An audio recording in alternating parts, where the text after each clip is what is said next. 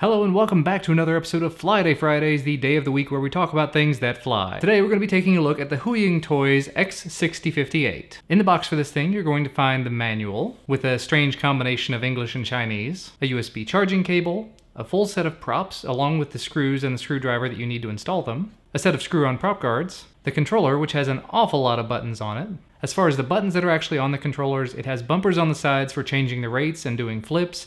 It has buttons at the bottom that only one of them actually does anything. The manual says a couple of them are for turning on skirks mode, which from the pictures makes it look like putting the prop guards on and taking them off. In my testing, it didn't actually do anything though. There's buttons for turning on the camera and starting video, but this doesn't have a camera on it, although there is a plug on the bottom of it for a camera. And the only button out of all the ones down at the bottom that actually works is the one to turn the lights on and off on the quad. And the controller itself, when you flip it over, you'll find out it takes 4 AA batteries. And the last thing you find in the package, of course, is the quadcopter itself. This one's a little bit larger than the majority of the ones I've flown up to this point. I think they call this size the Mini. It's a little bit larger than the FY326 that I've flown in the past, and if you're familiar with it, this is actually a clone of the Latrax Alias, so this is going to look an awful lot like that.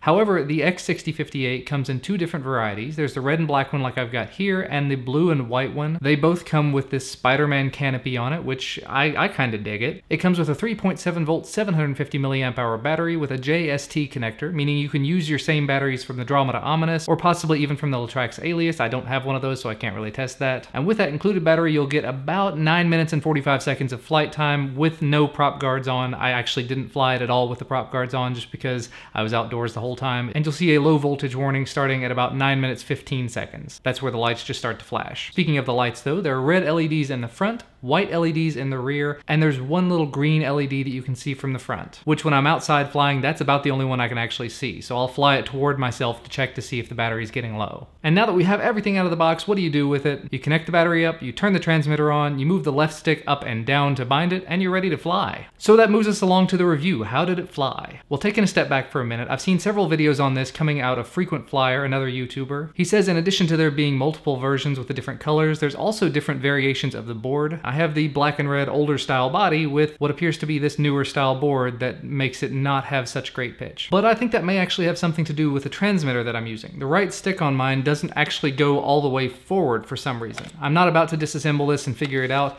but the left stick will go all the way up until it's hitting the edges. The right stick stops about 1/4 of an inch before it actually hits that side. So I did a little bit of extra testing. One of Frequent Flyer's videos, he mentions that the X6058 can be flown with the Cheerson CX12 controller. So this little itty bitty controller that I never expected to be flying anything larger than the CX12 with, I ended up taking out and using it, and it actually made a little bit of a difference. As I said, the one that I've got didn't have a huge amount of pitch. It was able to keep up with the wind when I put it up in the highest rate. There are 3 rates, and at the highest rate, it did keep up with the wind pretty well. When you change the rates, the yaw doesn't actually change, so I guess just keep that in mind, but it is a pretty decently fast yaw rate. As I was saying just a minute ago, the funnels weren't terribly great with the stock controller, but when I switched over to using this little teeny controller, they got a little bit better. And of course, you can do all the same flips that you do with most of the quadcopters you fly nowadays. But instead of being fast and twitchy, because this is a larger quadcopter, they kind of tumble over. But the really cool thing about doing flips with this is if you do the throttle just right while you're doing the flip, so you start the flip, you drop your throttle and then hit it again really hard, more often than not, you can make it do a double flip. I was able to do it just over and over again in a row.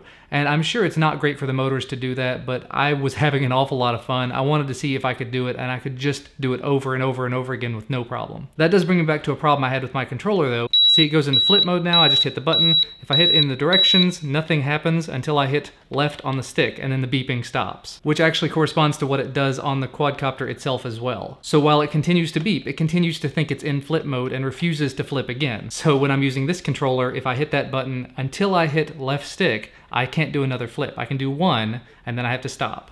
I did not have that problem with the little CX12 transmitter, so I must just have an issue with the transmitter that came with it.